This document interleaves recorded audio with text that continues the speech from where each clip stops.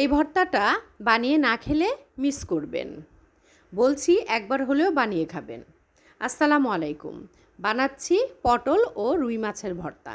নিয়ে নিলাম 2 পিস রুই মাছ ও কয়েকটা পটল। পটলগুলোকে আমি ছোট ছোট পিস করে কেটে নেব। এবার দিয়ে দিচ্ছি হলুদ, মরিচ ও লবণ। দিয়ে মাছ ও পটলের সাথে ভালোভাবে মাখিয়ে নিলাম। এখন একটি প্যানে তেল গরম করে মাছগুলোকে আমি প্রথমে দিয়ে দিব। তারপর একই সাথে দিয়ে দিলাম কেটে রাখা পটল। দিয়ে এপিট ওপিট করে একটু পোড়া পোড়া করেই ভেজে নেব। ভাজা যখন হয়ে যাবে তখন নামিয়ে নিলাম। একই তেলে দিয়ে দিলাম কয়েকটা শুকনো মরিচ ভেজে নিলাম।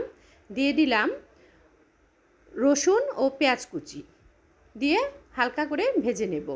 এখন একটি বাটনায় আমি মাছগুলোকে হালকা থেতলে নিয়ে কাঁটাগুলোকে বেছে নেব।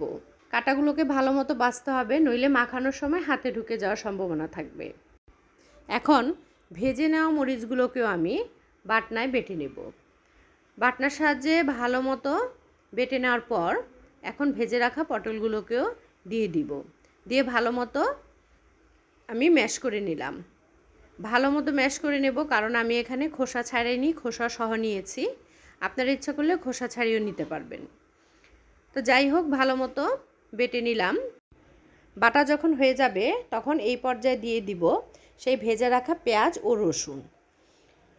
দিয়ে এটাকে একটু ভালো মতো মিশিয়ে নিব। মিশিয়ে নেওয়ার পর সেই ভর্তাগুলোকে একসাথে আমি সবগুলো উপকরণ হাতের সাহায্যে মাখিয়ে নেব। দিয়ে দিব ধনিয়া পাতা কুচি। দিয়ে ভালোভাবে মাখিয়ে নিলাম। এখানে কিন্তু আমি লবণ ইউজ করিনি, কারণ প্রথমে আমি লবণ দিয়েছি। এখন দিয়ে দিলাম সরিষার তেল। সরিষার তেল দিয়ে দেওয়ার পর আরেকটু কাজ বাকি আছে, যেমন দিয়ে দিলাম কয়েক ফোঁটা লেবুর রস। দিয়ে এখন আমার ভর্তা রেডি। ভর্তাগুলোকে আমি একটি বাটিতে তুলে নেব। এখন বাটনায় 1 চামচ ভাত নিয়ে নিলাম। এখন ভাতের সাথে ভর্তা মাখিয়ে নিলাম। খেতে খুবই সুস্বাদু। একবার বানিয়ে খাবেন, খুবই মজা। আজ রাখছি। আল্লাহ হাফেজ।